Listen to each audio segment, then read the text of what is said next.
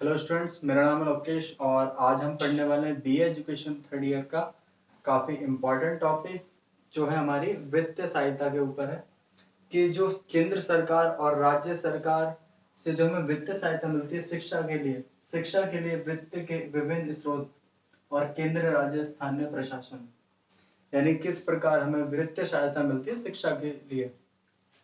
तो चलिए स्टार्ट करते हैं इस टॉपिक को। सबसे पहले शिक्षा वित्त दो प्रकार से हो सकता है, सार्वजनिक और व्यक्तिगत। अब शिक्षा वित्त क्या होता है कि जो शिक्षा के ऊपर पैसा खर्च किया जाता है उसे हम बोलते हैं शिक्षा वित्त। ये हमें पैसा कहाँ से मिलेगा? ये हमें दो प्रकार से मिल सकता है, सार्वजनिक रूप से या व्यक्तिगत रूप से। सार्वजनिक रूप से कैसे मिलेगा आपको? उसके भी चार प्रकार हैं।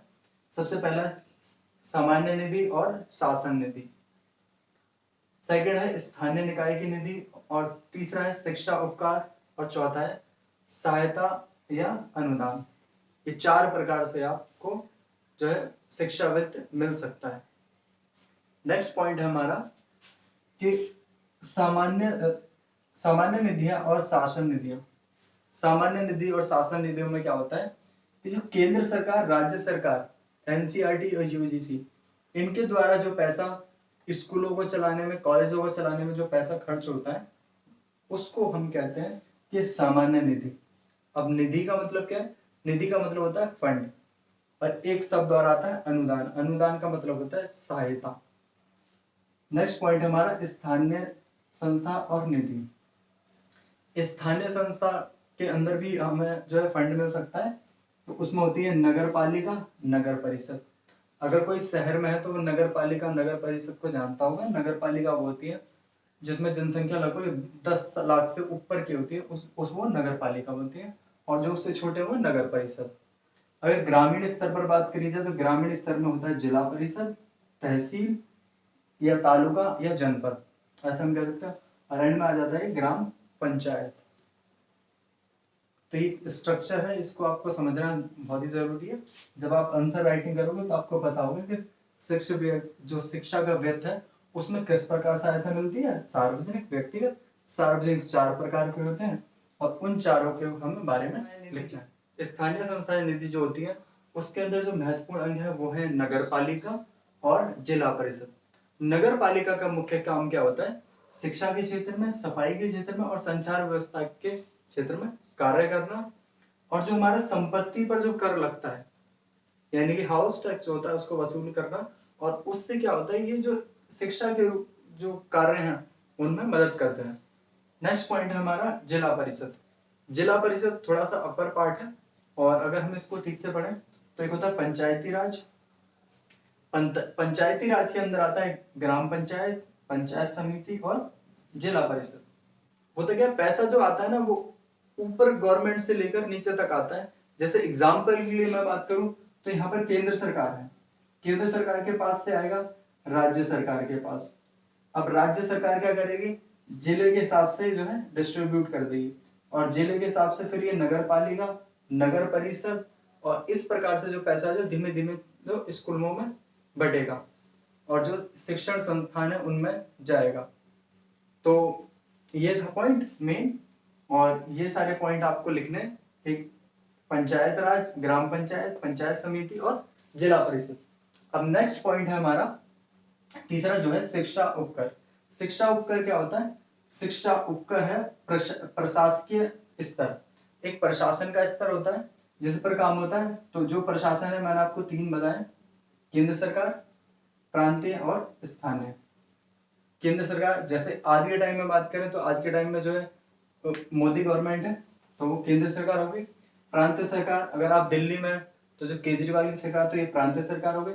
और एक स्थानीय सरकार यानी कि आपके छोटे से जो एरिया है या जिला है उसके अंदर भी कोई ना कोई निगम पार्षद और ये होंगे तो वो गई स्थानीय सरकार। तो जो पैसा है वो बढ़ता हुआ आएगा। तो ये है शिक्षा का एक उपकार है, जो कि ये एक नेक्स्ट पॉइंट है हमारा पॉइंट 4, सहायता अनुदान। सहायता अनुदान क्या होता है? तीन प्रकार के होते हैं, सामान्य अनुदान, विशिष्ट अनुदान और नेक्स्ट है हमारा समानुपातिक अनुदान। जो सामान्य अनुदान होता है ये होता है एक नॉर्मल अनुदान होता है, स्कूलों को दिया जाता है छोटे मोटे रख रखाव के लिए, जिसका जो है हिसाब किताब इतना ज्यादा महत्वपूर्ण नहीं माना जाता। नेक्स्ट हमारा विशिष्ट अनुदान। विशिष्ट अनुदान होता है जो टीचरों की सैलरी या स्कूल के रख रखाव स्ट्रक्चर, विद्यार्थियों के लिए खाना पीना जो भी होता है उन सब के लिए जो है अनुदान रखा जाता है, उसको बोलते हैं विशिष्ट अनुदान। और है समानुपातिक अनुदान। समानुपातिक अनुदान में क्या होता है कि राज्य सरकार और जो केंद्र सरकार है, राज्य सरकार को केंद्र सरकार 33%, 50% या लगभग किसी केस में 60% तक जो है अनुदान देती है। अनुदान का अर्थ क्या होता है? अनुदान का अर्थ होता है सहायता या मदद करना। तो ये सहायता होती है 3-4 प्रकार की। अगर अलग प्रकार की सहायता की बात करें अन्य प्रकार की, तो एक है घाटा अनुदान। घाटा अनुदान भी होता है, वेतन अनुदान भी होता है और प्रति व्यक्ति अनुदान भी होता है। घाटा अनुदान हो गया सिंपल कि अगर आपने पैसा जो है खर्चा ज्यादा कर दिया और कमाया कम तो आपको हो गया घाटा, तो ये हो गया घाटा अनुदान। वेतन अनुदान क्या होता है? जो शिक्षकों को सैलरी देते हैं उसे कहते हैं वेतन अनुदान। और प्रति व्यक्ति अनुदान ये होता है जैसे किसी बच्चे ने अगर स्कॉलरशिप हासिल की या किसी बच्चे के लिए स्पेशली कुछ आ रहा है तो वो हो गया हमारा प्रति व्यक्ति अनुदान। तो ये सब जो अनुदान होते हैं लोगों को या बच्चों को प्रोत्साहित करने के लिए होते हैं, जो कि बहुत जरूरी है प्रति व्यक्ति अनुदान। नेक्स्ट है हमारा शैक्षिक अनुदान। शैक्षिक अनुदान यानी कि पढ़ाई लिखाई से संबंधित शैक्षिक अनुदान। तो शैक्षिक अनुदान या शैक्षिक संस्थान क्या होता है? संस्थान वो जहाँ पर शिक्षा दी जाती है। तो इसमें है उच्च शिक्षा। उच्च शिक्षा में सार्वजनिक अनुदान की आवश्यकता। तो जो आजकल जो कॉलेज हैं बड़े बड़े, उनके अंदर क्या है? सार्वजनिक अनुदान की बहुत ही आवश्यकता है। सार्वजनिक अनुदान यानी कि केंद्र सरकार की तरफ से मदद करने की जरूरत है, क्योंकि धीमे धीमे टाइम टू टाइम के हिसाब से, महंगाई के हिसाब से क्या हो रहा है, जो पढ़ाई का बोझ है वो बढ़ता जा रहा है बच्चों के ऊपर। जो फीस है, इस जो स्कूल है कॉलेज है उनकी फीस भी बढ़ती जा रही है।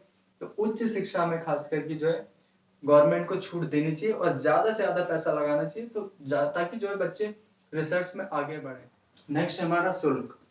शुल्क जो है, शुल्क का मतलब होता है कि हम फीस लेना। शुल्क का मतलब फीस। तो पहले के टाइम पे क्या होता था, जो सभी बच्चे थे वो मुफ्त जो है, विद्यार्थी हमारे यहाँ पर सब फ्री पढ़ते थे।